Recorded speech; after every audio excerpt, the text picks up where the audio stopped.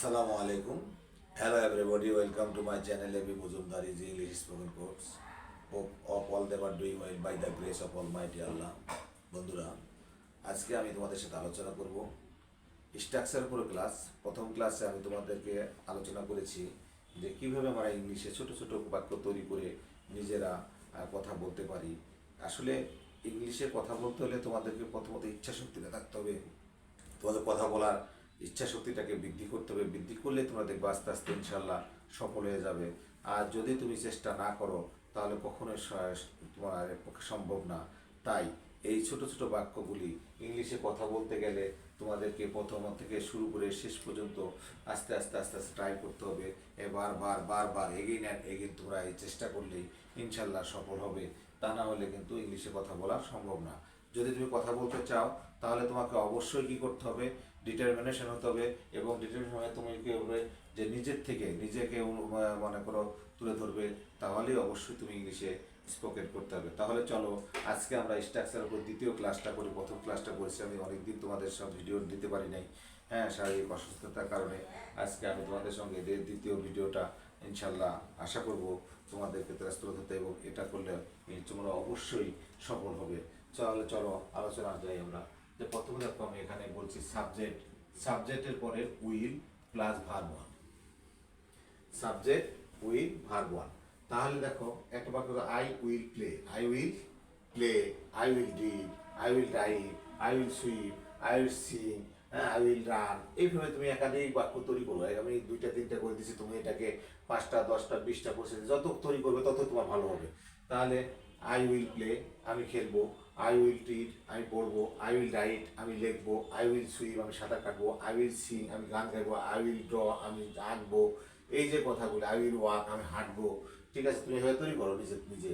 তারপরে এটাকে আবার নেগেটিভে নিয়ে আসো, যে I will not play, I will not read, not right, not swim, not sing, not run, not walk. ঠিক আছে, এইভাবে মনে করো।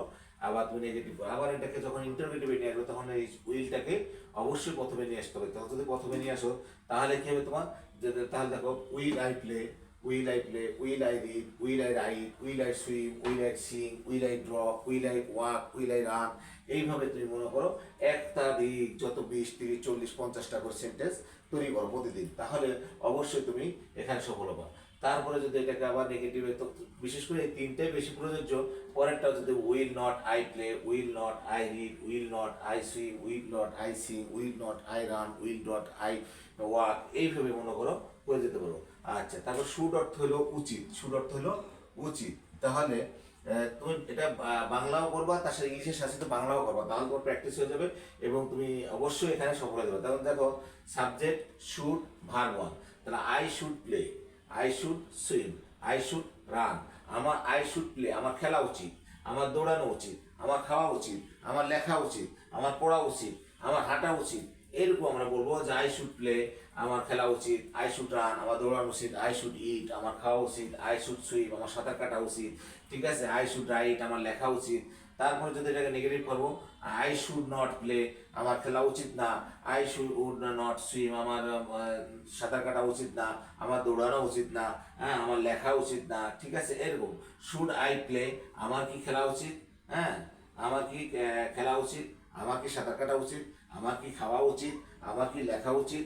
এই যে এইভাবে তুমি মনে করো একাধিক বাক্য যখন তৈরি করবে তখন দেখবা যে ইনশাল্লাহ আস্তে আস্তে তুমি জাস্ট খালি নিয়মগুলি মনে নেবে, ফলো করে তুমি এই কাজগুলি করবা, তাহলে অবশ্যই তুমি সফল হতে পারবা। আর যদি তুমি এটা ফলো না করো তাহলে তুমি কিন্তু কখনোই না বসে, এবং তোমাকে কন্টিনিউ প্র্যাকটিস করতে হবে। তার সাথে সাথে তোমাকে পড়তে চর্চা রাখতে হবে সব সময়। তাহলে তুমি সম্ভব হবে। ভিডিও দেখো এবং চর্চা করো, একাধিক সেন্টেন্স তৈরি করো, তাহলে তোমাদের ওয়েল বিগান ইজ হাফ ডান। মনোযোগ সহকারে কোনো কাজ শুরু করলে মনে করবো ওর দেশে। তাহলে আমরা শুট দেশে। তারপর দেখো এখানে সাবজেক্টের পরে মাস্ট, যদি মাস্ট অর্থ অবশ্যই, প্লাস ভার্ব, তাহলে আই মাস্ট প্লে, আমি অবশ্যই খেলবো, আই মাস্ট রাইট, আমি অবশ্যই লিখবো, আই মাস্ট সুইম, আমি অবশ্যই সাঁতার কাটবো, আই মাস্ট কুক, আমি অবশ্যই রান্না করবো, আই মাস্ট রান, আমি অবশ্যই দৌড়াবো, আই মাস্ট রাইট, আমি অবশ্যই লিখবো। তারপর যদি এটা নেগেটিভ করো, I must not play, I must not read, I must not right, I must not swim, I must not cook. তারপরে যদি তুমি ইন্টারোগেটিভ করতে চাও তাহলে মাস্টের পর কি হবে, সাবজেক্ট মাস্ট প্রথমে চলে আসবে। Must, must I play, must I right, must I run, must I eat, must I cook.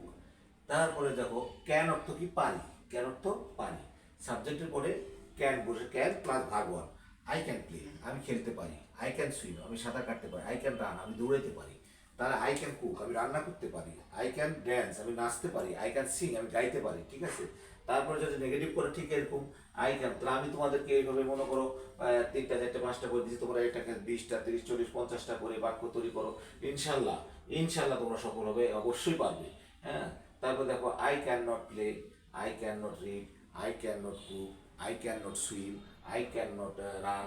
তারপরে can I play, can I run, can I read, can I write. হ্যাঁ, can not I play, can not I write, can not I swim. তারপর could অর্থ পারতাম, ক্যানের পাঁচটা হলো could, could অর্থ পারতাম, subject plus could plus verb one. তাহলে কুড অর্থ যদি পারতাম আই কুড প্লে আমি খেলতে পারতাম, আই কুড কুক আমি রান্না করতে পারতাম, আই কুড সুইম আমি সাঁতার কাটতে পারতাম। তাহলে আই কুড নট প্লে আমি খেলতে পারতাম না, আই কুড নট সুইম আমি সাঁতার কাটতে পারতাম না, আই কুড নট কুক আমি রান্না করতে পারতাম না। তারপর যদি ইন্টারোগেটিভ করতে চাও প্রশ্ন, তো তাহলে কুডটা প্রথমে নিয়ে আসো, could I play, could I run, could I swim, could I cook, ঠিক আছে। Could not I play, could not I run, could not I swim. তাহলে বন্ধুরা আমি তোমাদের আজকে যে ক্লাসগুলি করালাম, প্রথমে উইল দিয়ে, subject plus will plus verb one. তারপরে যখন আমরা উচিত বুঝাবো তখন কি করবো, আমরা শুড দিয়ে করবো, subject plus should plus verb one. তারপর আমরা যখন অবশ্যই কিছু বুঝাবো তখন মাস্ট বসাবো, সাবজেক্টের পরে মাস্ট প্লাস ভার্ব ওয়ান। তারপর আমরা যদি পারি অর্থে আসি, সাবজেক্ট পরে ক্যান প্লাস ভার্ব ওয়ান। আর যদি পারতাম আসি তাহলে সাবজেক্ট পরে কুড প্লাস ভার্ব ওয়ান। এই স্ট্রাকচার যদি তোমরা ফলো করো, ইনশাল্লাহ আশা করি সামনে তোমরা অবশ্যই ইংলিশে কথা বলতে পারবা।